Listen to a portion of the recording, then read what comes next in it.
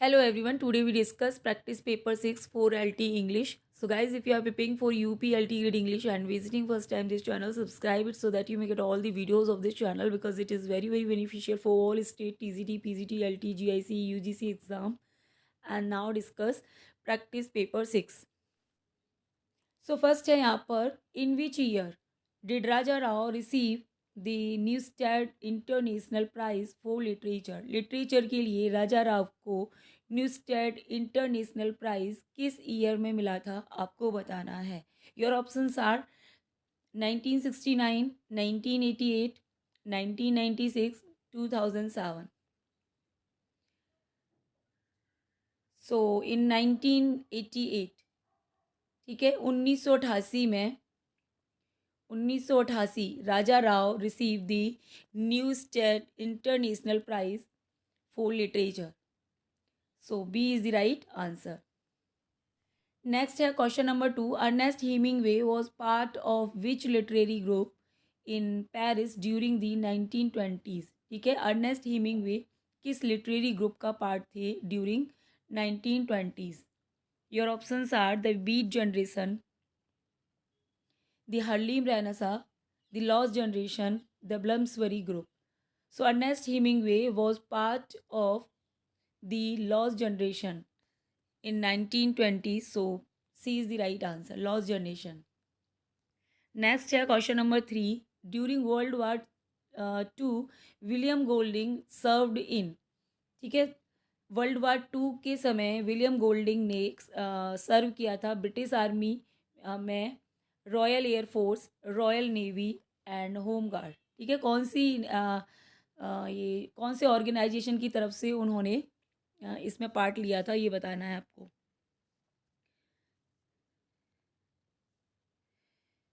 So William Golding served in Royal Navy. So C is the right answer. Next है question number 4. Which political ideology did George Orwell strongly oppose? ठीक है, कौन सी political ideology है जिसका George Orwell मतलब उसके अंगेज थे, ये बेसिकली बताना है. डेमोक्रेटिक और टोटलिटेरियनिज्म, ह्यूमनिज्म, कैपिटलिज्म, कौन सी आइडियोलॉजी है जिसके ये अंगेज थे? So totalitarianism is the political ideology. ठीक है, ये आइडियोलॉजी है टोटलिटेरियनिज्म, इसके ये अंगेज थे George Orwell. So B is the right answer. ठीक है, जॉर्ज ऑरवेल आपको बताइए ये एनिमल फॉर्म के राइटर हैं.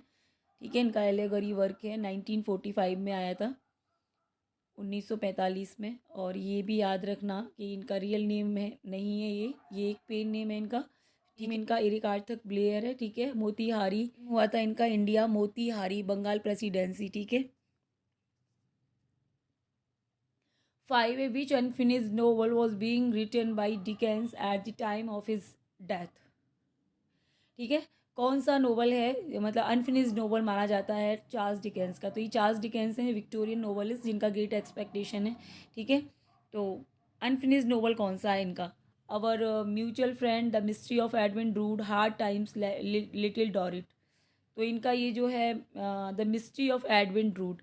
ठीक है, इस पे ये काम कर रहे थे और फिर इनकी डेथ हो गई थी, तो इसलिए ये अनकम्प्लीट मतलब इनकम्प्लीट रह गया इनका वर्क.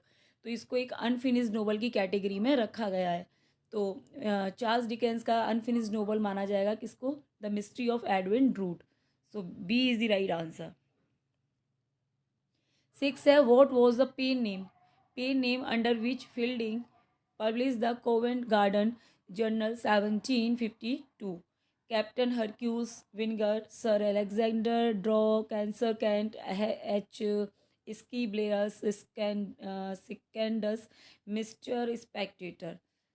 सो कौन सा पेन नेम था जिससे जो हेनरी फील्डिंग है उन्होंने अपना the Covent Garden journal publish कराया?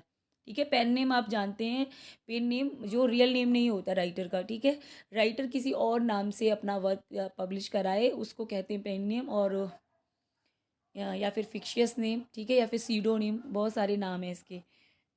तो इन्होंने अपना ये जो जर्नल है पब्लिश कराया है अपना sir Alexander Drawcansir Kent के नाम से. So B is the right answer. ठीक है, Henry Fielding is known as the father of English novel. ठीक है, इंग्लिश नोवेल का फादर इनको माना जाता है, और जोसेफ एंड्रयूज वर्क है इनका आपके सिलेबस में। नेक्स्ट है 7, Katherine Mansfield narrative style was most influenced by. ठीक है, सो कैथरीन मैंसफील्ड की जो स्टाइल है, ठीक है, नैरेटिव स्टाइल, वो किससे प्रभावित है, इन्फ्लुएंस्ड है, ये बेसिकली बताना है।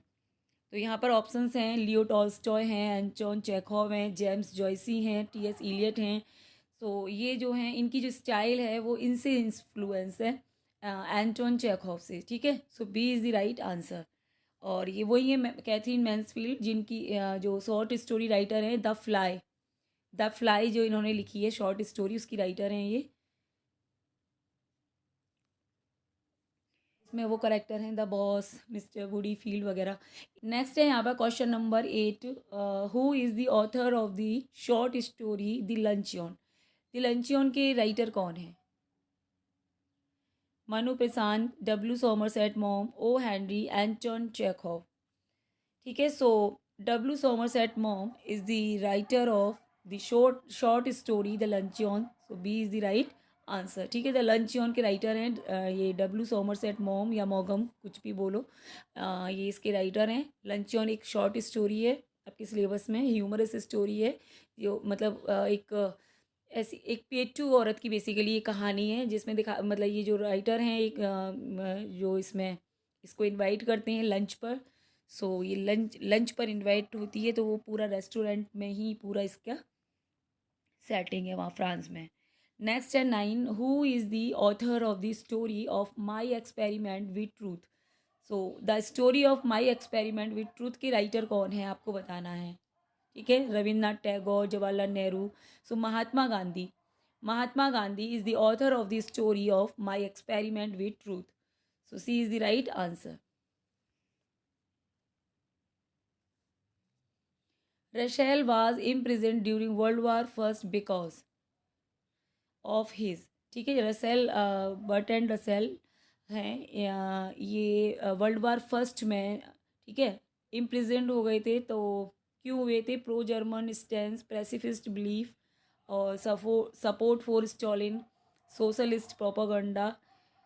तो इम्प्रिजन होने का रीज़न था पैसिफिस्ट बिलीफ। ठीक है, मतलब ये एक शांति प्रिय आदमी है। पैसिफिस्ट का मतलब होता है the person who believe in peace. ठीक है, सो ये पैसिफिस्ट बिलीफ की वजह से ये इम्प्रिजन हुए थे। नेक्स्ट है 11, who appointed Gardiner as editor of the Daily News in 1902। ठीक है, तो ये जो गार्डनर हैं इन एडिटर के रूप में इनको किसने अपॉइंट किया था आपको बताना है। Who appoint Gardiner Daily News का? George Cadbury, Thomas Purvis Ritzema. ठीक है, so Thomas Purvis Ritzema appointed Gardiner as editor of the Daily News. ठीक है, इन 1902। नेक्स्ट है 12, in which year did Luca join the staff of Punch magazine. ठीक है, किस year में लूका ने ये पंच मैगजीन को ज्वाइन किया था, ये बताना है आपको।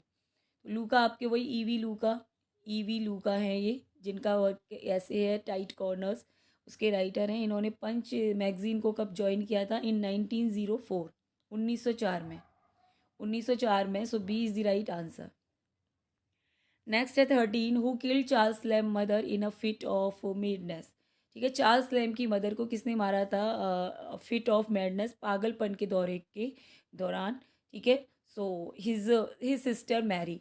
ठीक है, मैरी उनकी बहन का नाम है। उन्होंने क्या किया था कि ये जो है मैडनेस की फिट के दौरान अपनी माँ को स्टैप कर दिया था। ठीक है, सो ये काफ़ी ट्रेजेडी इनकी लाइफ में रही है चार्ल्स लैम के, और ये एक तरह से इनकी फैमिली डिसीज़ था। जैसे होता है ना, किसी किसी फैमिली में कुछ कुछ डिसीज़ होते हैं कि जैसे किसी के फादर को जो चीज़ थी वो उसके बेटे को भी होती है, उसकी बेटी को भी हो जाती है, and generation to generation pass on होती रहती हैं ये जो बीमारी होती हैं।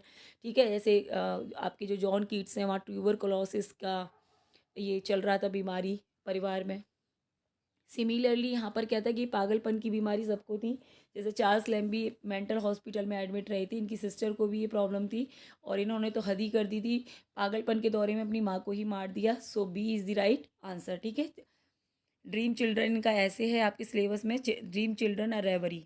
जिसमें जॉन और एलिस दोनों ये इनके काल्पनिक बच्चे हैं, और इनकी एक दादी का नाम और याद रख लेना। How many issue of the Tatler were published, ठीक है, कितने इश्यूज हैं टैटलर में जो पब्लिश्ड हुए थे। So 271, 271 issues were published in the Tatler, so B is the right answer, 271। 15 है which early poem earn addition great recognition, ठीक है, एडिशन की कौन सी पोइम है जिसने उन्हें पहचान दिलाई। तो कैंपियन उनकी अर्ली पोइम में से एक है जिसने उन्हें पहचान दिलाई, मतलब फेम दिलाई। The Campion earn addition great recognition, so A is the right answer. 16 है Bacon was first elected as a member of parliament, ठीक है, आप ध्यान रखना बेकन जो है कैम्ब्रिज यूनिवर्सिटी में पढ़े थे और ये पार्लियामेंट मेंबर भी थे, ठीक है। तो किस ईयर में ये फर्स्ट पार्लियामेंट मेंबर इलेक्ट हुए ये बताना है। सो इन 1581, ठीक है, 1581 में ये मेंबर ऑफ पार्लियामेंट बने। So B is the right answer.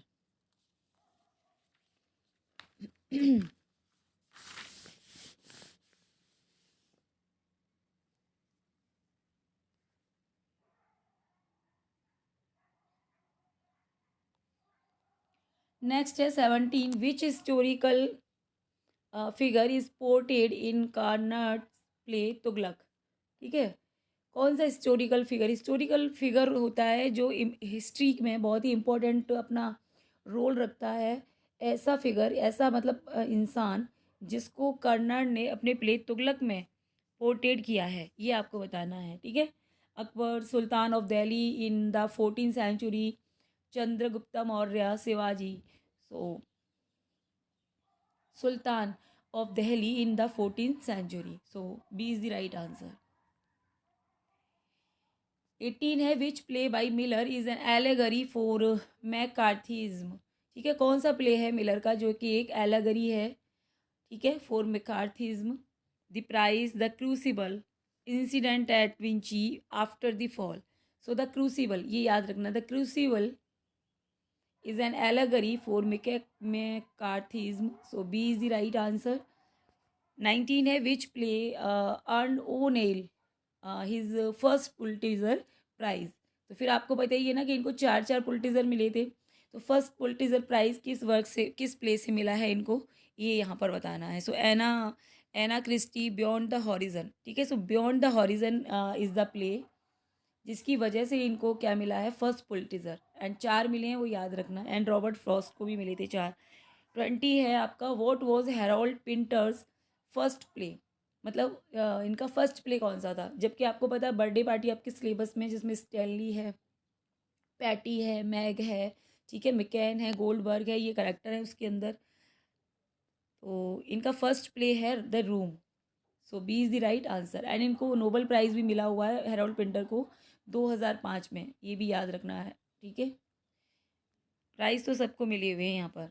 21 है विच प्ले बाई गाल्स वर्दी address the conflict between capital and labour, तो कैपिटल एंड लेबर यानी कि जो मालिक वर्ग है और जो मजदूर वर्ग है उनके बीच में मतलब वो संघर्ष दिखाया है इन्होंने अपने कौन से प्ले में, ये बताना है। तो यहाँ ऑप्शन है आपके चार, ठीक है, स्ट्राइफ है, जस्टिस है, स्किन गेम है, लॉयल्टीज है। जस्टिस तो आपको पता है इसमें विलियम फोल्डर है, इसमें लीगल सिस्टम जो है आपका इंग्लैंड का वो दिखाया है, ये आया उनका 1910 में, 1910, और स्ट्राइफ है ये, ठीक है, जिस 1909, 1909 में आया था स्ट्राइफ, जिसमें उन्होंने क्या दिखाया है, कन्फ्लिक्ट दिखाया है कैपिटल एंड लेबर के बीच में।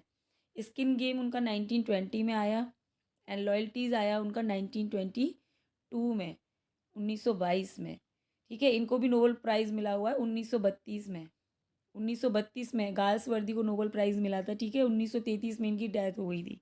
तो ये सब याद रखना। नेक्स्ट है यहाँ पर 22, which play is considered the work for which Shaw likely receive the Nobel prize, तो कौन सा प्ले है शॉ का जो माना जाता है कि जिसकी वजह से उनको नोबेल प्राइज़ मिला, ठीक है। So Pygmalion, Saint Joan, Major Barbara, Widowers House, तो ये उनका प्ले है सेंट जॉन, जिसकी वजह से माना जाता है कि उनको नोबेल प्राइज़ मिला था, ठीक है, 1925 में, 1925 में बर्नार्ड शॉ को नोबेल प्राइज़ मिला था, ये भी ध्यान रखना, ठीक है। आर्म्स एंड द मैन आपके उसमें है, जिसको कल हमने डिस्कस किया था, सर्जियस ब्लिंटसली, राइना है उसमें, मिस्टर पैटकॉफ हैं, लूका है ना, निकोला है, ये सारे करेक्टर हैं वहाँ पर।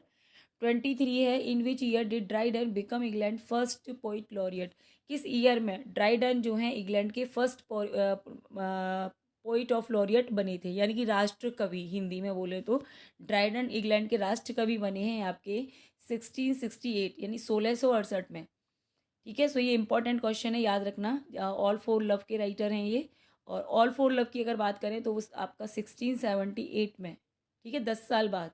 ये 1668 में नोबेल वो लॉरियट बने हैं। इसके 10 साल बाद इन्होंने आपकी ये एंटोनी क्लियोपेट्रा के ऊपर जो आधारित है इनका प्ले ऑल फॉर लव, ये लिखा है। 24 है, लिखा नहीं है, सॉरी, पब्लिश हुआ है ना 1678 में, 1677 में लिखा गया था। 24 है, what was the literary quarrel, ठीक है, क्या लिटरेरी झगड़ा था between Jonson Marston and Dekker known as, तो इन दोनों के बीच में कौन सा लिटरेरी झगड़ा था? The war of words, the theatre riot, the war of theatres, तो the war of theatres, so C is the right answer.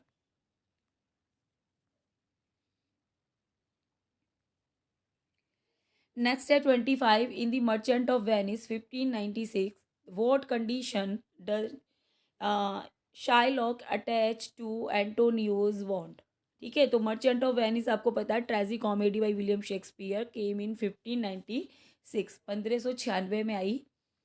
तो क्या कंडीशन रखता है शाइलॉक, उसको जो उसने जो उसको पैसे दिए हैं उधार, तो वो कंडीशन रखता है a ship from Belmont, a pound of Antonio flesh, double payment in 6 month, conversion to Judaism, ठीक है। तो वो एक पाउंड ऑफ फ्लैश की डिमांड करता है कि अगर ये बॉन्ड मतलब ये पैसा मुझे नहीं मिला 3 महीने के अंदर, ठीक है, याद रखना 3 महीने के लिए दिया था, 3 महीने के अंदर ये पैसा नहीं मिला तो एंटोनियो का 1 पाउंड जो फ्लैश है मतलब, ठीक है, वो निकाल लेगा। तो ये इसकी कंडीशन थी। बाकी यहाँ पे 26 है, इन 12th नाइट और वाट यू विल, ठीक है, वाट यू विल इसका सब टाइटल है 12th नाइट का, ये भी कॉमेडी है विलियम शेक्सपियर की। Who rescue Sebastian after shipwreck, तो आपको पता है कि ये कहानी क्या है, दो ट्विंस की कहानी है ना, वायला और सेबेस्टियन, जो कि शिपरेक की घटना में दोनों एक दूसरे से सेपरेट हो जाते हैं। तो वायला तो आपकी और सिनों के यहाँ आ जाती है, एंड जो आपका सेबेस्टियन है वो आपका जो है इसको कौन रेस्क्यू करता है ये बताना है। तो यहाँ पर एंटोनियो एक कैप्टन है शिप का, वो इसकी मदद करता है। So B is the right answer. 27 है, who discovers Duncan body in the tragedy of Macbeth 1606, ठीक है। तो डंकन की बॉडी को कौन डिस्कवर करता है मैकबेथ के अंदर? तो आपको पता ही है कि विलियम शेक्सपियर की 4 ग्रेट ट्रेजेडी हैं, HOKM के नाम से उनको जाना जाता है। हैमलेट है, ओथेलो है, किंग लियर है, फिर सबसे लास्ट में सबसे छोटी उनकी ट्रेजेडी है मैकबेथ, जो आपके सिलेबस में है और जो 1606 में ये आपकी आई थी, लिखी गई थी, ठीक है। तो इसमें जो सबसे पहले डंकन का जो मर्डर है वो मैकबेथ कर देता है, ठीक है, और अपने घर पर ही बुलाता है उसको और बेड चैम्बर में उनका मर्डर कर देता है। उनकी बॉडी किसको फाइंड आउट होती है? तो मैकडफ को, ठीक है। So C is the right answer. और बैंको फ्रेंड है हेमलेट इसका मैकबेथ का। नेक्स्ट है यहाँ पे 28, डेरेक वॉलकॉट को founded the Trinidad theatre workshop in which year, ठीक है। तो को फाउंडेड मतलब किसी के साथ में करना होता है, को फाउंडेड का मतलब है किसी के साथ में उन्होंने इस थिएटर और वर्कशॉप को जो है फाउंड किया है, किस ईयर में, ईयर बतानी है बेसिकली, ठीक है। सो 1959, 1959 में, C is the right answer. Next है यहाँ पे 29, AK Ramanujan was primarily next है 29, AK Ramanujan was primarily known as, ठीक है। तो प्राइमरली किस रूप में इनको जाना जाता है ये आपको बताना है। बेसिकली यहाँ पे a romantic poet, a modernist Indo Anglian poet, a naturalist poet, a post modern dramatist, ठीक है। तो ये एक क्या है, मॉडर्निस्ट हैं और एक इंडो एग्निकल पोइट के रूप में इनको जाना जाता है। So B is the right answer. Indo Anglian का मतलब आप समझते हो कि जब पेरेंट्स में से एक एक पेरेंट मतलब एक एक व्यक्ति इंडिया से है और एक आपका ब्रिटिश से है, ठीक है, ब्रिटिश सिटीज़न है। तो इन दोनों से मिला, इनके पेरेंट्स में दोनों तरह के सिटीज़न हैं होने के नाते इनको इंडो एग्नियल पोइट की कैटेगरी में रखा गया है। 30 है यहाँ पे Kamala Das. Kamala Das bold poetry collection summer in Calcutta 1965 is significant because, ठीक है। तो कमला दास का जो वो पोइट्री कलेक्शन है summer in Calcutta 1965 is significant है बिकॉज, ठीक है। समर इन कैलकाटा इनके मतलब 3-4 कलेक्शन है कमला के, वो बहुत ही इंपॉर्टेंट है। जो फर्स्ट है इनका सायरन, जो कि आया था 1964 में, फर्स्ट कलेक्शन। सेकंड इनका कलेक्शन है समर इन कैलकाटा 1965, 1965 में आया। तो ये इसलिए इम्पोर्टेंट है क्योंकि it introduced a new confessional style in Indian English poetry. तो क्योंकि इसने कमला दास ने एक नई तरह की पोइट्री जो है इंट्रोड्यूस कराई थी इंडिया में इस कलेक्शन के थ्रू, तो इसलिए इसको इम्पोर्टेंट माना गया है, ठीक है। सो बी आपका करेक्ट हो जाएगा। नई पोइट्री क्या थी? वो कन्फेशनल पोइट्री, ठीक है। कन्फेशनल जिसमें अपना अपने बारे में सब कुछ जो जो भी पोइट्री है कमला की, वो ऑल अबाउट हर सेल्फ, उनके बारे में है कि उनकी क्या है लाइफ, ठीक है। इंट्रोडक्शन इनकी पोएम है आपके सिलेबस में। 31 है यहाँ पे, the famous poem night of the scorpion is written by. तो बहुत ही फेमस पोएम है night scorpion by Nissim Ezekiel, ठीक है। So Nissim Ezekiel is the writer of this poem night of the scorpion. So C is the right answer. Next है यहाँ पर 32, Tagore renounce his knighthood in protest against. तो जो टैगोर हैं, आपको पता है इनको नाइटहुड की उपाधि मिली हुई थी टैगोर को, लेकिन इन्होंने इसको रिनाउंस मतलब होता है त्याग कर देना, ठीक है। तो इन्होंने ठुकरा दी ये अपनी नाइटहुड की उपाधि। क्यों? किस प्रोटेस्ट में? क्योंकि जलियांवाला हत्याकांड हो गया था इंडिया में 1919 में, ठीक है। 1919 में आपका जलियांवाला कांड हो गया था, और उसका विरोध जताने के लिए इन्होंने अपनी जो नाइटहुड की उपाधि थी वो अंग्रेज़ों को वापस कर दी थी कि हमें नहीं चाहिए ऐसी उपाधि, है ना। तुम हमारा मतलब नरसंहार कर रहे हो यहाँ पे लोगों का, और एक तरफ हमें उपाधि दे रहे हो। जलियांवाला बाग मासाकर, ठीक है, B is the right answer. 33 है, which of the first poem contains the famous line good fences make good neighbours, ठीक है। तो फ्रॉस्ट जो रॉबर्ट फ्रॉस्ट हैं अमेरिकन पोइट, है ना, इन्हीं को 4 बार पुलिट्ज़र मिला है, ये याद रखना। तो इनकी मतलब कौन सी फेमस पोइम है जिससे ये लाइन ली गई है, ठीक है। गुड फेंसेस मतलब गुड फेंसेस मतलब अच्छी दीवारें, मेक गुड नाइबर्स क्या बनाती हैं? अच्छे पड़ोसी बनाती हैं, मतलब, है ना। तो वो है इसका मतलब। तो इनकी एक बहुत ही फेमस पोइम है मैंडिंग वॉल, ठीक है। यहाँ भी वॉल वर्ड आया है। वॉल मतलब होती हैं दीवारें, तो यहाँ फेंसेस माने भी होता है दीवारें, ठीक है। तो जो दीवारें होती हैं वो क्या बनाती हैं? आपके गुड नाइबर बनाती हैं। तो C is the right answer, ठीक है। बाकी ब्रिजेस आपके सिलेबस में हैं, और वाली रो ये स्टॉपिंग बाई वुड्स, है ना। सो मैंडिंग वॉल।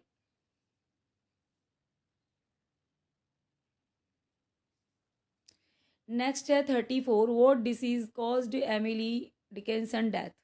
तो एमिली की डिकेंसन की डेथ हुई थी किस वजह से? ब्राइट डिसीज़ की वजह से, ठीक है। इन्होंने success is not counted, success counted sweetest, इन्होंने जो पोइम लिखी है बहुत फेमस, इनकी डेथ हुई थी ब्राइट डिसीज से, ठीक है। So B is the right answer.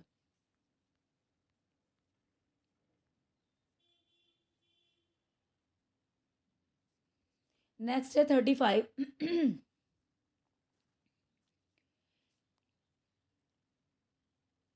Next है 35 वाइट ओहो नेक्स्ट है 35 Whitman's poem O captain my captain was written to mourn the death of, ठीक है। तो विटमैन है, अमेरिकन पोइट हैं विटमैन। इनकी पोइम है बहुत ही फेमस, एलेजी है ये, ओ कैप्टन माई कैप्टन। ये इन्होंने किसकी डेथ पर लिखी है ये बताना है। George Washington, Abraham Lincoln, Thomas Jefferson, Andrew Jackson. तो ये अब्राहम लिंकन है, अमेरिकन राष्ट्रपति थे। इनकी डेथ पर इन्होंने ये फेमस पोइम लिखी थी। ओ मतलब एलेजी है ये, ओ कैप्टन माई कैप्टन। जब कोई पोइम किसी की डेथ पर लिखी जाए तो उसको एलेजी बोलते हैं, ठीक है। तो ये क्या थे? ये अमेरिकन राष्ट्रपति थे, और अमेरिका पहले क्या था? ये भी ब्रिटिशर्स का गुलाम था, कॉलोनी था। तो इन्होंने अमेरिका को स्वतंत्र कराया, बहुत ही अच्छे राष्ट्रपति थे। तो इसलिए इनके लिए इन्होंने ये बहुत ही अच्छी पोइम लिखी है। Which poetry collection established Larkin as a major poet, ठीक है। कौन सा उनका कलेक्शन है पोइट्री का जिसने ये जो फिलिप लार्किन है, इनको एक मेजर पोइट के रूप में स्थापित कर दिया इंग्लिश लिटरेचर में। High Windows, the Whitsun Weddings, the Less Deceived, ठीक है। सो ये इनकी पोइट्री कलेक्शन है, द लेस डिसीव्ड।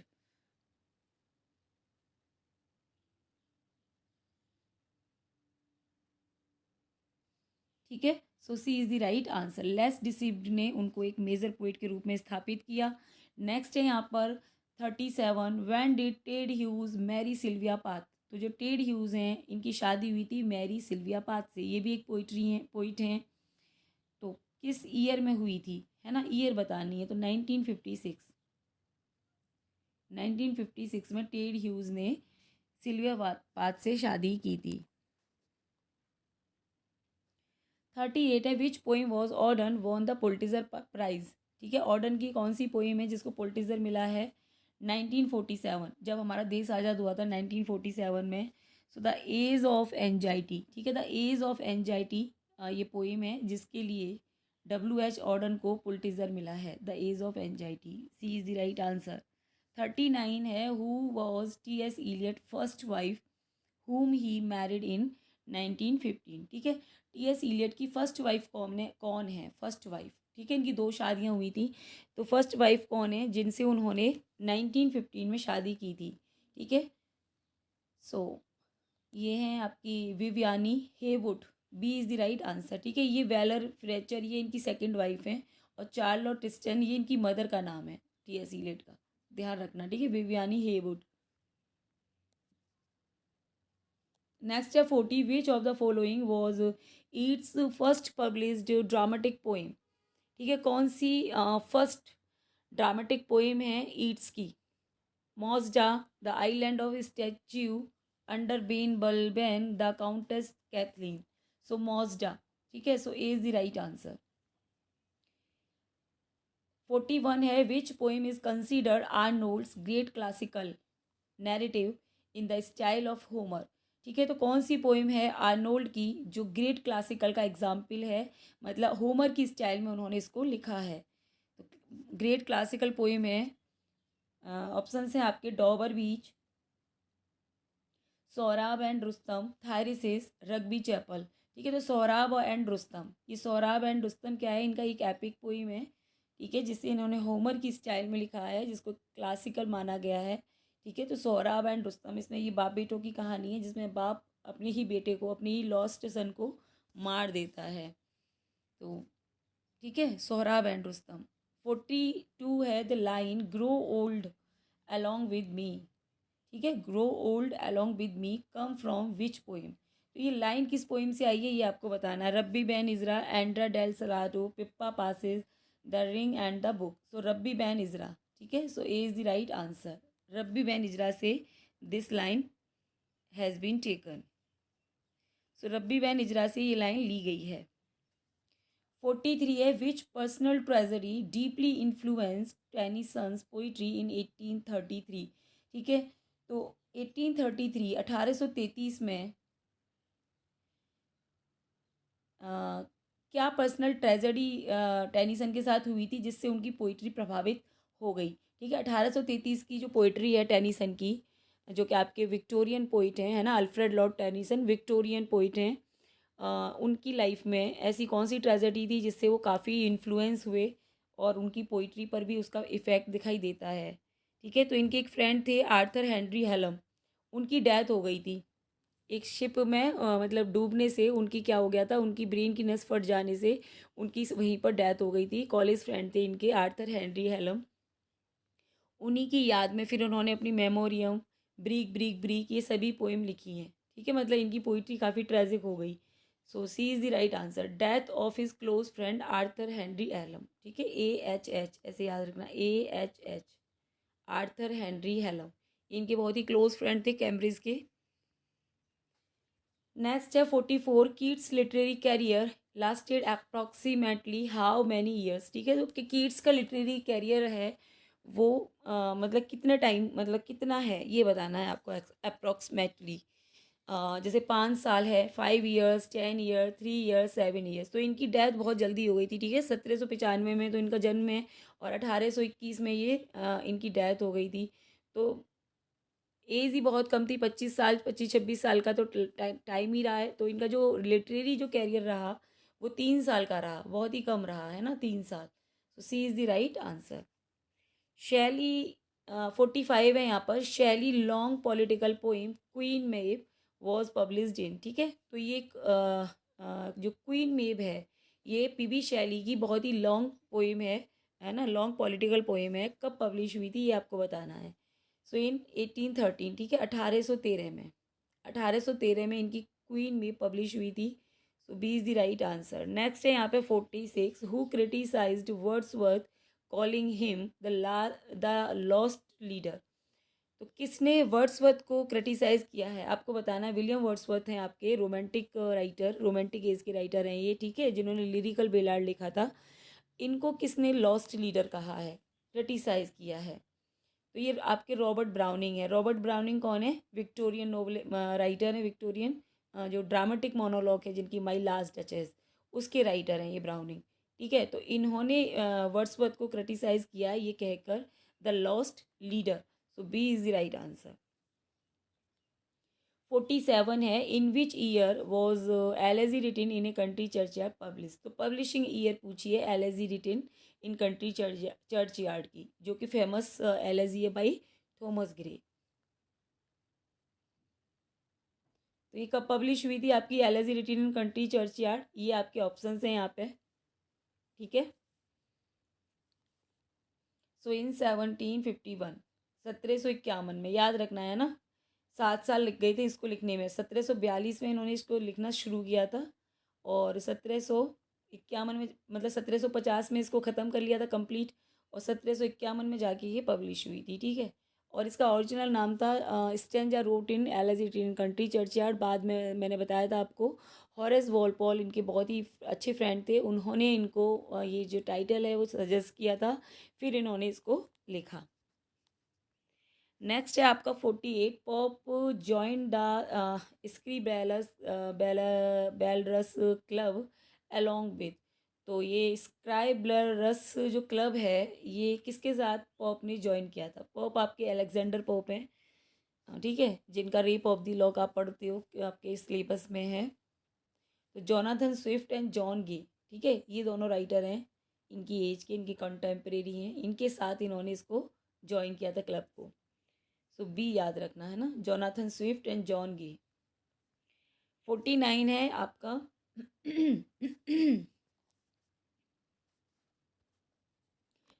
49 है, how many children did John Donne and Anne More have.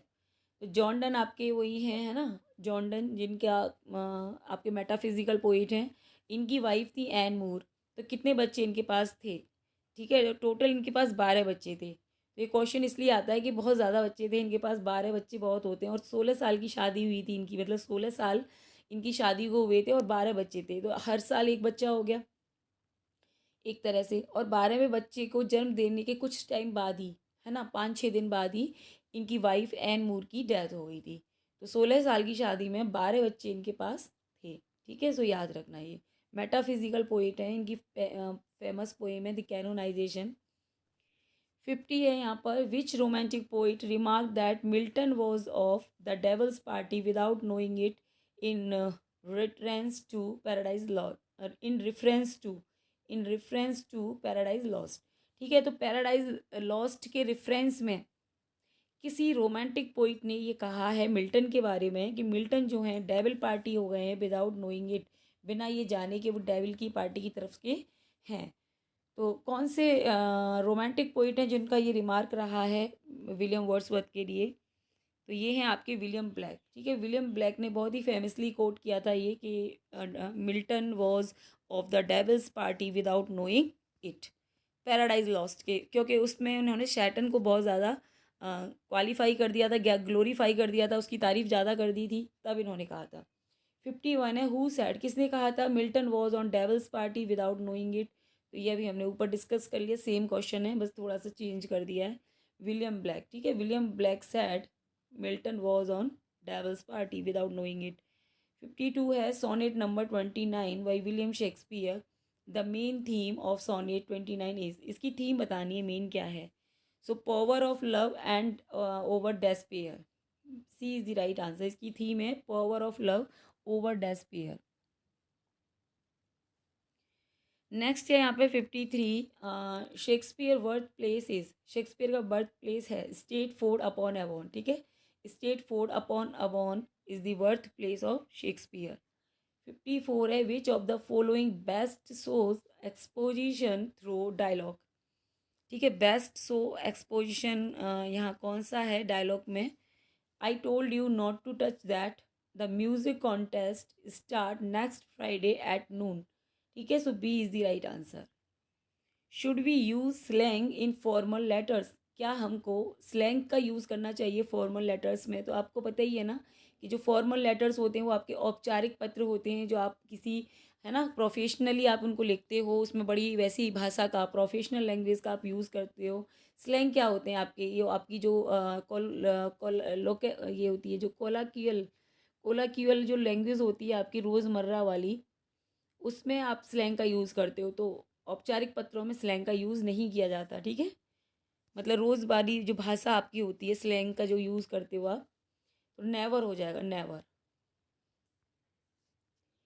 What is the part of speech of the word but in every man but him was present. तो यहाँ पर जो but तो यहाँ पर जो but आया हुआ है, ये अंडरलाइन वर्ड, ये इसका आपको बताना है क्या है। ये यहाँ पर कंजंक्शन का काम कर रहा है, प्रीपोजिशन का कर रहा है, एडवर्ब का कर रहा है, प्रोनाउन का कर रहा है। तो यहाँ पे प्रीपोजिशन का काम कर रहा है, ठीक है। प्रीपोजिशन का काम कर रहा है क्योंकि इसके बाद यहाँ पे ऑब्जेक्ट आया हुआ है, ठीक है। Every one but him was present, यानी कि हर कोई वहाँ पे मौजूद था सिवाय उसके। 57 है यहाँ पे translate to the following sentence in English, वो अपनी गलती मानने को तैयार नहीं था, ठीक है। तो आपको इंग्लिश में बताना है, 4 ऑप्शंस हैं ये यहाँ पे।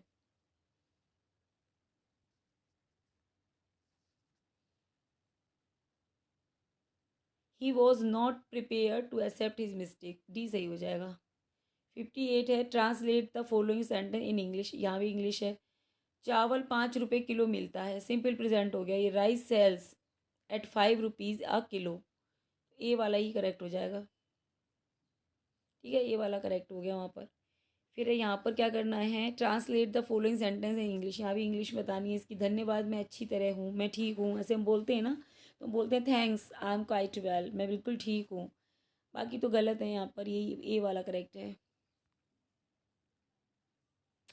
फिर यहाँ पर क्या है, 60 है the adjective form move, move की एडजेक्टिव फॉर्म बतानी है, ठीक है। तो मूव में बस एबल लगा दो आप, ABLE, एबल। तो एबल लग जाएगा मूव में, तो वो बन जाएगा एडजेक्टिव, तो मूवेबल हो जाएगा, ठीक है। Movable, C is the right answer. बाकी यहाँ पे 61 है द एडजेक्टिव फ्रॉम कंटेम्प्ट, तो कंटेम्प्ट का एडजेक्टिव क्या बनेगा। तो जैसे एबल मैंने वहाँ पे लगाया, यहाँ पे OUS लगा दो, कंटेम्पचुअस, ठीक है। कंटेम्पचुअस में OUS लग जाएगा, तो ये बन जाएगा आपका एडजेक्टिव। 62 है आपका विच प्लूरल इज़ इनकरेक्ट, तो इनकरेक्ट फॉर्म कौन सी है यहाँ पे प्लूरल की, ठीक है। तो प्लेट्यू मतलब प्लेट्यूक्स हो जाएगा, प्रीमियम मतलब प्रीमियम्स हो जाएगा, प्रोस्पेक्टस मतलब प्रोस्पेक्टस हो जाएगा, प्रोटोन मतलब प्रोटोन, तो डी वाला इनकरेक्ट है। 63 है आपका if they dash enough money they will by a new car, अगर उनके पास एनफ मतलब पर्याप्त धन होता तो वो क्या खरीद लेंगे, अगर उनके पास पर्याप्त धन होगा तो वो खरीद लेंगे एक नई कार। तो यहाँ पे क्या बनेगा, इस इफ़ क्लॉज सिंपल प्रेजेंट में बनेगी, है ना। इधर विल है, विल का यूज़ हुआ है, फर्स्ट कंडीशन से लिया गया है ये, तो हैव का यूज़ होगा, ठीक है। जो फर्स्ट कंडीशन होती है उसमें जो इफ़ क्लॉज होती है वो सिंपल प्रेजेंट में बनती है, और जो मेन क्लॉज होती है वो सिंपल फ्यूचर में बनती है, ठीक है। ये सिंपल फ्यूचर है, यहाँ पे सिंपल प्रेजेंट आएगा। Every one must be careful, ठीक है। कौन सा प्रीपोजिशन आएगा यहाँ पे, 4 दे रखे हैं यहाँ पे। Every one must be careful about his health, so B is the right answer. She is accountable only dash the managing director, ठीक है। तो क्या है, केवल अकाउंटेबल है मैनेजिंग डायरेक्टर के लिए, कौन सा प्रीपोजिशन आएगा। तो अकाउंटेबल के साथ प्रीपोजिशन है फिक्स, टू आता है, तो यहाँ पर टू हो जाएगा, ठीक है। She is accountable to only to the managing director, so A is the right answer. Next है 66, name the dash city in the world, ठीक है। तो यहाँ पे आपको बताना लार्ज का फॉर्म बताना है क्या आएगा, name the largest city in the world. ठीक है, यहाँ पे कोई कंपैरिजन नहीं हो रहा, कोई पॉजिटिव डिग्री नहीं है, सुपरलेटिव डिग्री आएगी लार्जेस्ट। 67 का, I could not believe my eyes when I saw an elephant crossing the road in front of my school yesterday। ठीक है, तो यहाँ पे एन आ जाएगा। एलिफेंट क्या है, एक आपके जो बॉबल से स्टार्ट होने वाले वर्ड होते हैं उनके आगे हम एन लगाते हैं, आर्टिकल से क्वेश्चन पूछा गया है। 68 है आपका, which transformation use is the correct form. Original क्या है, she is happier than her sister, तो she is happier than her sister, ये कॉम्पेरेटिव डिग्री है। अब इसका पॉजिटिव बनाना है, तो जब हम इस कंपैरेटिव का पॉजिटिव बनाते हैं ना तो वो नेगेटिव हो जाता है फिर, है ना। Her sister is not as happy as her, और ये भी सही है, his sister is not so happy as her,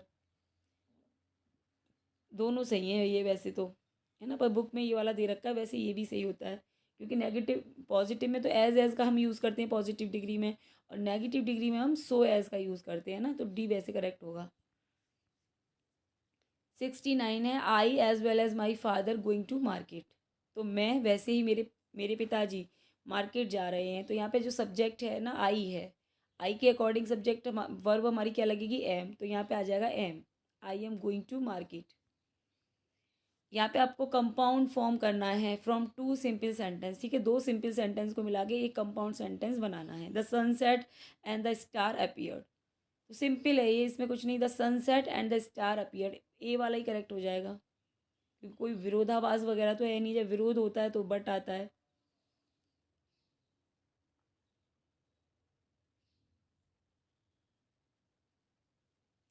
next है यहाँ पे 71, combine into a complex sentence. ठीक है, तो यहाँ पे कॉम्प्लेक्स बनाना है, pay attention to what he says something. ठीक है, तो इसका कॉम्प्लेक्स बनाना है आपको, so pay attention to what he says, B correct हो जाएगा।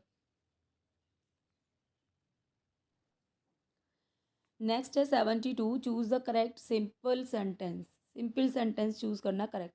Hair is my sister in law, her name is Nidhi. ठीक है, ये मेरी सिस्टर इन लॉ हैं और उनका नाम क्या है, निधि है। सिंपल सेंटेंस क्या होता है कि इसमें एक ही सब्जेक्ट होता है और एक ही वर्ब होती है, तो here is my sister in law, यहाँ पे दो वर्ब हो गई ना, ये हर नेम इज़ निधि, तो हम इसको क्या करेंगे कि एक सब्जेक्ट और एक वर्ब आए, ऐसे इसको कॉम्पैक्ट कर दिया जाता है सेंटेंस को सिंपल बनाने के लिए।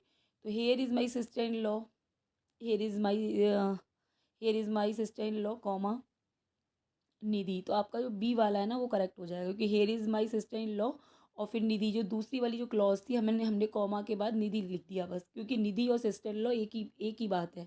ठीक है, एक ही हैं दोनों लोग, तो हमने इसको दो क्लॉज की बजाय एक क्लॉज में हमने कन्वर्ट कर दिया इन दोनों पर्सनस को, क्योंकि निधि भी यहाँ पर और सिस्टर इन लॉ यहाँ पर एक ही व्यक्ति है। ठीक है, तो सिंपल हो गया ये। 73 है यहाँ पे, which is correct synthesis. Correct synthesis जोड़ना है, मतलब बाकी जैसे अलग अलग दो सेपरेट क्लॉज होती हैं उनको जोड़कर एक सेंटेंस में परिवर्तित करना। The thief broke the lock, thief ने क्या किया, लॉक तोड़ा, ही एंटर द शॉप, और शॉप में एंटर कर गया, तो इसको जोड़कर हमें एक सिंपल यूज़ करना है, तो ये यहाँ पर क्या है, परफेक्ट। ठीक है, परफेक्ट पार्टिसिपल बनेगा। सो परफेक्ट पार्टिसिपल कैसे बनता है, हैविंग ब्रोकन द लॉक। ठीक है, लॉक तोड़ने के बाद comma the thief enter the shop, तो ये आपका फ्रेज हो गया और ये आपका एक सेंटेंस हो गया यहाँ पे, तो ये इस तरीके से बनता है, having broken the lock the thief enter the shop, पहला वाला सही हो जाएगा। फिर यहाँ पर है 74, चेंज इनटू इनडायरेक्ट स्पीच, तो शी शैड, उसने कहा, I have been writing since morning, उसने कहा कि मैं सुबह से लिख रही हूँ, सुबह से लिख रही है, तो ये जो हैव बीन है यहाँ पर आपका, क्योंकि यहाँ पे सैड है तो इसलिए ये हैड बीन में कन्वर्ट हो जाएगा, है ना। और जो आई है वो आपका सब्जेक्ट के अकॉर्डिंग बदल जाता है, तो शी हो जाए, मतलब आई का शी हो जाएगा, तो she said, she has been है यहाँ पे, तो ये गलत हो गया, she said she had been, ये वाला करेक्ट हो जाएगा, क्योंकि यहाँ पे वॉज है, यहाँ पे इज़ है, तो ये सब होगा नहीं, has have been had been में ही चेंज होगा, है ना। So B is the right answer, she said she had been writing since morning. 75 है, what is the passive of open the box, तो ओपन द बॉक्स का passive बनाना है। ठीक है, तो इस तरीके के जो पैसिव बनते हैं, open the box imperative sentence है ये, है ना। इम्पेरेटिव सेंटेंस में क्या होता है कि ये जो है ऑब्जेक्ट को पहले लाते हैं और उसके लिए हम लेट का यूज़ करते हैं, तो let the box be open, ठीक है, लेट के बाद ऑब्जेक्ट आ जाएगा, फिर बी की फॉर्म, फिर यहाँ पे ओपन थर्ड फॉर्म, तो ए करेक्ट हो जाएगा। What is the passive of I had posted a letter, ठीक है, इसका पैसिव बनाना है, I had posted a letter, तो ए लेटर, ठीक है, सबसे पहले सब्जेक्ट के रूप में क्या आ जाएगा, ऑब्जेक्ट आ जाएगा ए लेटर, और बी की फॉर्म की वजह से हैड बीन, हैड का यहाँ पे हैड बीन हो जाएगा, a letter had been posted by me, तो ये ए वाला करेक्ट है, a letter had been posted by me. Next है 77, यहाँ पर आपको करेक्टली स्पेल्ड वर्ड यानी करेक्ट स्पेलिंग चूज करनी है। बटालियन, बटालियन की कौन सी सही है, यहाँ पर चारों में बटालियन दे रखा है, ठीक है, तो बटालियन में क्या है, BATT, ठीक है, बी मतलब पहले बैट लिख लो फिर टैलियन लिख लो, मतलब टी डबल है, सिंगल एल है, TALION, बटालियन, तो ये बी वाली सही है। यहाँ भी वही है, स्पेलिंग करेक्ट करनी है। एकमोडेट है, एकमोडेट की कौन सी स्पेलिंग सही है, तो एकमोडेट, पहले एक फिर कम, डबल सी डबल एम आता है, मतलब ये ध्यान रखना है, तो यहाँ पे जैसे डबल सी तो है पर डबल एम नहीं है, तो ये गलत हो गई। यहाँ पर भी सी नहीं है और ये भी गलत है। यहाँ पर ये दोनों में एकोमोडेट एकोमोडेट है, तो आप ए वाले को मानकर चलोगे क्योंकि पहले वाला मानेंगे ना, तो ए सही है, एकोमोडेट, दोनों ही सेम है स्पेलिंग। नेक्स्ट है 79, यहाँ पे पंचुएशन करनी है। Wow what a beautiful painting, कितनी सुंदर पेंटिंग है, तो एक एक्सक्लेमेटरी सेंटेंस है, ठीक है, तो आपको पता है ना एक्सक्लेमेटरी सेंटेंस का मार्क क्या होता है, ये वाला, तो यहाँ पे wow what a beautiful painting, wow के बाद यहाँ पे एक्सक्लेमेटरी लगेगा, तो ये जो लास्ट वाला है, जैसे वाओ है यहाँ पे एक्सक्लेमेटरी है, व्हाट ए ब्यूटीफुल पेंटिंग यहाँ भी एक्सक्लेमेटरी, ये वाला डी वाला करेक्ट है, क्योंकि यहाँ पे ना फुल स्टॉप लगाया है। एक्सक्लेमेटरी सेंटेंस के एंड में हमेशा एक्सक्लेमेशन मार्क होता है, इन दोनों में है, लेकिन यहाँ पे वाव के बाद इन्होंने ये गड़बड़ है। नेक्स्ट है यहाँ पे 80, which suffix should be added to form a word meaning person who is interviewed, ठीक है, तो जो इंटरव्यू देता है जो पर्सन, उसको क्या बोलते हैं, मतलब कौन सा उसमें सुफिक्स लगाया जाए कि वो वर्ड बन जाए, तो यहाँ पे इंटरव्यू हो जाएगा, है ना, ए सही हो जाएगा, डबल ई, इंटरव्यूअर में होता है ना इंटरव्यूई, जो इंटरव्यू देने आता है।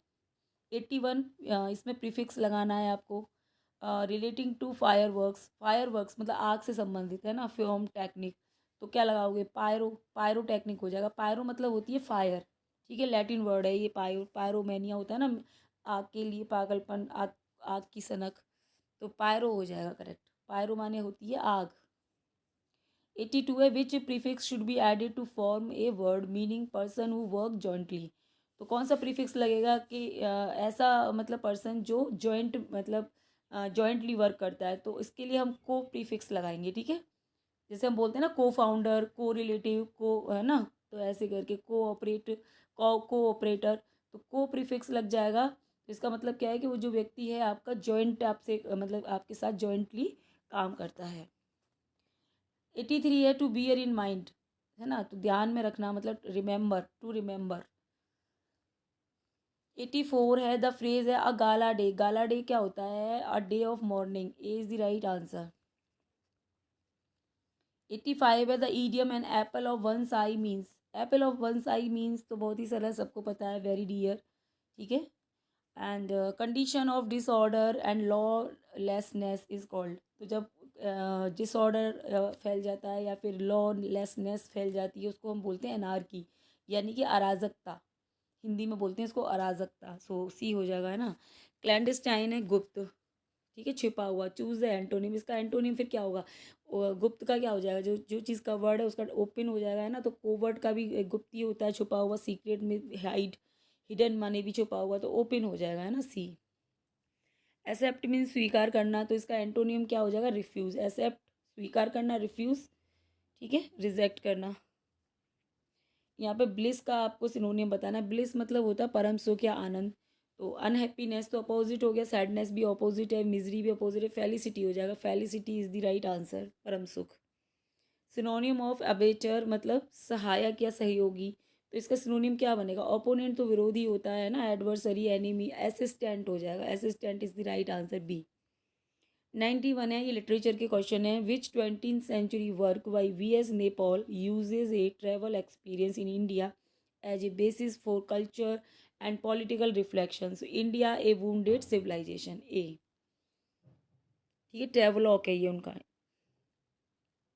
हिंदी में बोलते हैं यात्रा वृतांत।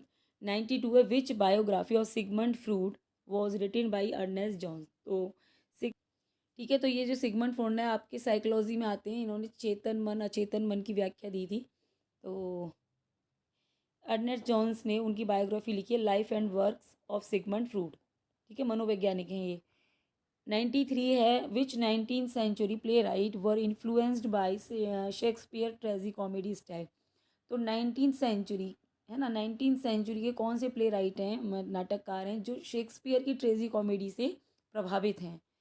तो यहाँ पर ये ऑप्शन है आपके, ये ए वाला करेक्ट हो जाएगा। George Buchner, Victor Hugo, Christian डी टेक, ग्रेव। ठीक है, ये मॉडर्न राइटर के नाम है। तो ये ट्रेजी कॉमेडी से प्रभावित थे शेक्सपियर की।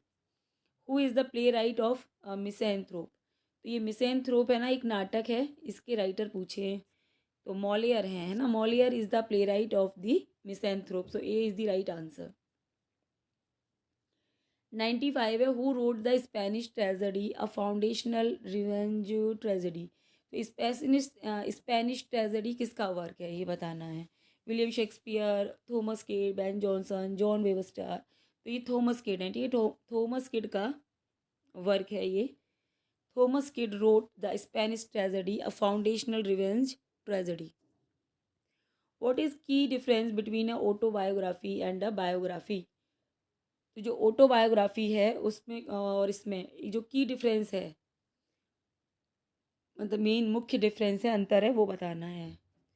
तो an autobiography is written by the subject themself. ठीक है, तो जो ऑटोबायोग्राफी होती है, ऑटो का मतलब होता है सेल्फ, और बायो मतलब लाइफ, और ग्राफीन मतलब होता है लिखना। तो जो लाइफ सेल्फ लिखी गई हो, तो यानी कि जो जिसकी लाइफ है वो वही इंसान लिखे, खुद खुद जो सब्जेक्ट उसको लिखता है उसी को कहते हैं ऑटोबायोग्राफी। और अगर किसी की लाइफ किसी दूसरे के द्वारा लिखी जाती है, जैसे मैं हूँ, मेरी लाइफ कोई और लिखेगा, तो वो हो गई बायोग्राफी। मेरी लाइफ को मैं खुद ही लिखूंगी तो वो हो गई ऑटोबायोग्राफी। 97 है, हु रोड द पेस्टरल एलजी लिसीडस। तो लिसीडस बहुत फेमस एक पेस्टरल एलजी है जिसको जॉन मिल्टन ने लिखा है। ठीक है, इनके फ्रेंड एडवर्ड किंग की डेथ पर इन्होंने इसको लिखा लिसीडस को। ठीक है, 1637 में उनकी डेथ हो गई थी, तो उनकी डेथ पर लिखा था। 98 है, which of the following epic is divided into 12 book. ठीक है, एपिक वैसे 12 बुक में ही होता है ना। तो कौन सा एपिक है जो 12 बुक में डिवाइड है, जैसे ऑडिसी है, रामायण है, ये सब एपिक के एग्जाम्पल हैं। ठीक है, लेकिन जो पुराने एपिक है ना, जैसे इलियाड होमर का, और ये ऑडिसी, ये वाले जो एपिक थे ना, ये 24 बुक्स में थे। जैसे ओडिसी हो गया, इलियाड हो गया, ये 24 बुक्स में है। ठीक है, 12 बुक्स में पूछा है, तो 12 बुक्स में आपका एनीड है। C is the right answer. Which rhyme scheme in a Petrarchan sonnet octave. तो पेट्रार्कन सोनेट में आप ऑक्टेव का यूज़ करते हो, है ना, उसकी राइम स्कीम पूछी है। उसकी राइम स्कीम होती है अब्बा अब्बा, है ना, A BB A C। ठीक है, ऐसे A BB A, तो ये अब्बा हो गया, ऐसे याद रखना A BB A। तो पेटार्कन सोनेट की जो राइम स्कीम होती है वो ये होती है, फिर CD या CDC। और जो शेक्सपियर सोनेट होती है वो ये होती है AB CD। ये शेक्सपियर सोनेट है। 100 है, which of the following play by Shakespeare primarily uses blank words. तो कौन सा प्ले है शेक्सपियर का जिसमें प्राइमरली उन्होंने ब्लैंक वर्ड्स का यूज़ किया है।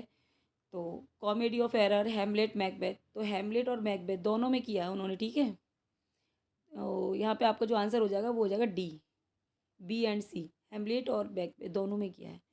Which poet wrote which poet wrote ode to a skylark. Ode to a skylark किसने लिखी है। ठीक है, ये पर्सी बेसी सैली ने लिखी है। सो D is the right answer. 102 है, which of the following is a core principle of imagist poetry. तो इमेजिस्ट पोइट्री का जो मुख्य सिद्धांत है वो क्या है, वो है direct treatment of the things का डायरेक्ट ट्रीटमेंट। ठीक है, सिंगल ये इमेज की बात करते हैं, जो एक टाइम पर कोई चीज़ जो हो रही है बस उसी की बात करते हैं, ना इधर ना इधर ना इधर ना इधर। ठीक है, तो direct treatment of the thing, कोई भी चीज़ है तो उसी के बारे में बात करो, इमेजिस्ट इमेजिस्ट मूवमेंट से संबंधित थे, इजरा पॉन्ड आपकी, T Hume, T S Eliot. 103 है, which of the following was not a typical feature of the impressionist painting. तो इम्प्रेशनिस्ट पेंटिंग क्या होती है, ठीक है, जिसमें विजिबल ब्रूस स्ट्रोक का यूज़ होता है, ब्राइट कलर्स का यूज़ होता है ना, unmixed colours, depiction of ordinary life होता है, ये नहीं होता। Emphasis on mythological theme, mythological theme पर जोर नहीं दिया जाता। तो बी आपका करेक्ट हो जाएगा। नेक्स्ट है 104, हु रोड द प्ले रेनासोर, ये किसने लिखा है ये प्ले, ठीक है। ये ऑप्शन है आपके 4, यहाँ पे आपको बताना ये प्ले किसका है। यूजिन एनेस्को का वर्क है ये, so C is the right answer. 105 है, the seminal book Orientalism 1978 foundational to postcolonial theory was written by. तो seminal book Orientalism foundational to postcolonial theory was written by, किसके द्वारा लिखी गई है, ठीक है, Homi K Bhabha, Frantz Fanon, Edward Said, Edward Said के द्वारा ये लिखी गई है। C is the right answer, ठीक है। ओरिएंटलिज्म याद रखना, एडवर्ड सैड। 106 है,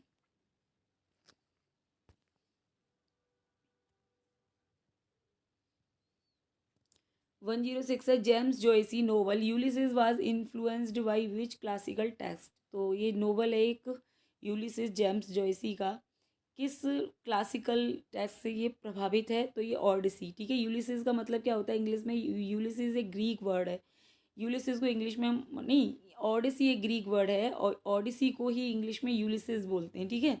तो ये जो है ऑडिसी से प्रभावित है, ये कि और योद्धा था ट्रोजन वार में, जिस पर एक पोइम भी है अल्फ्रेड लॉर्ड टेनिसन की, यूलिसिस, तो वो यूलिसिस मतलब होता है Odyssey, so D is the right answer.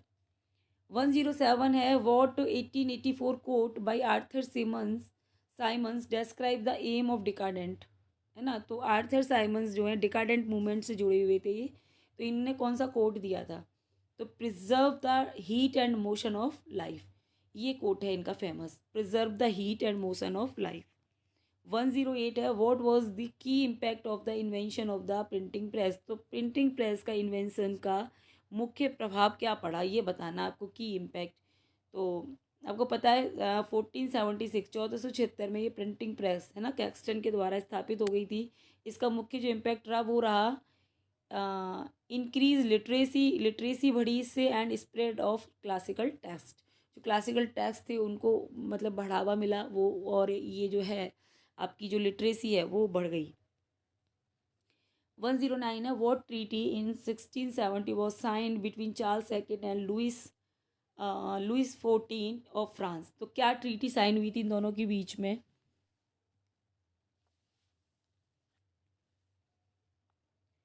ठीक है। तो क्या इनके बीच में ट्रीटी साइन हुई थी ये बताना है, तो टीटी ऑफ डॉवर इनके बीच में साइन हुई थी।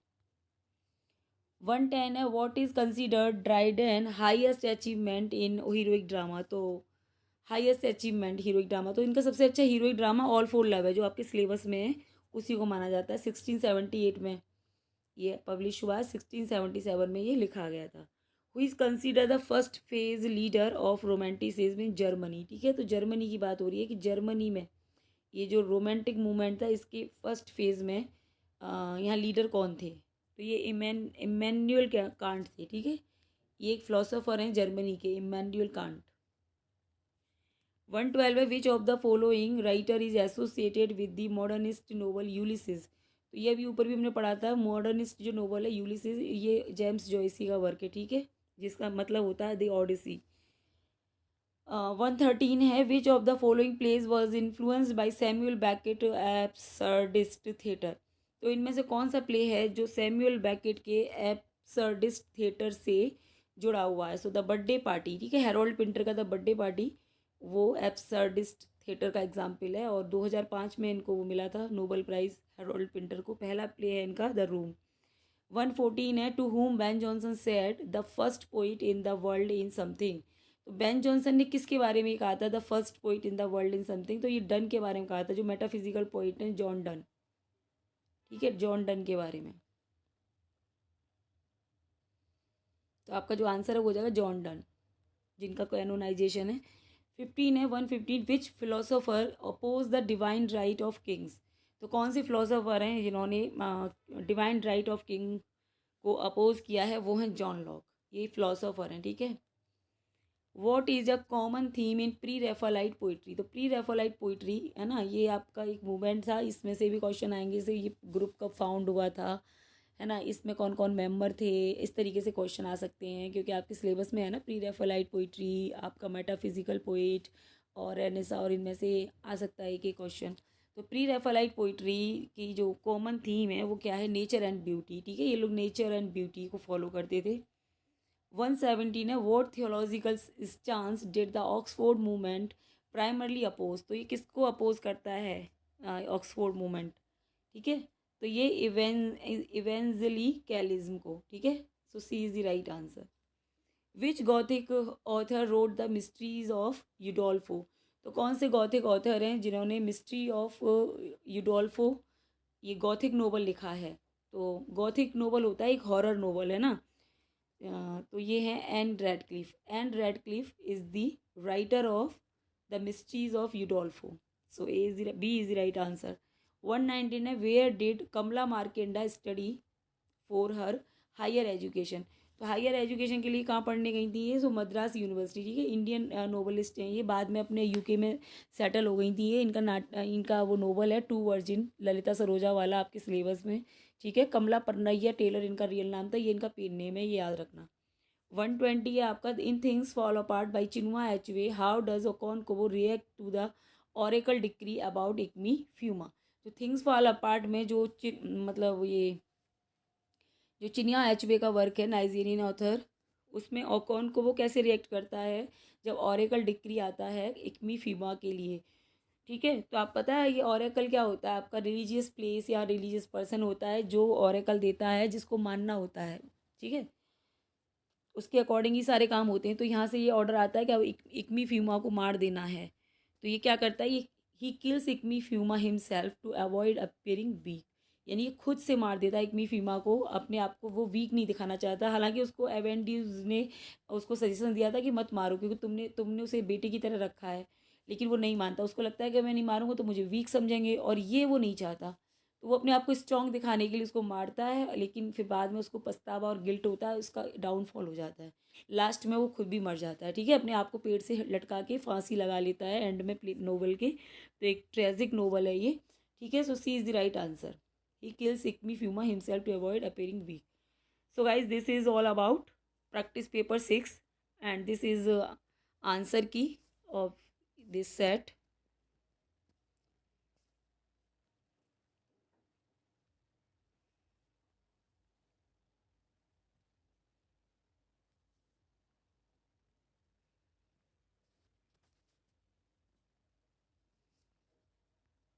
So I hope you like the session, and if you like my session, please do like and share this channel. And thanks for watching this video. Thank you so much.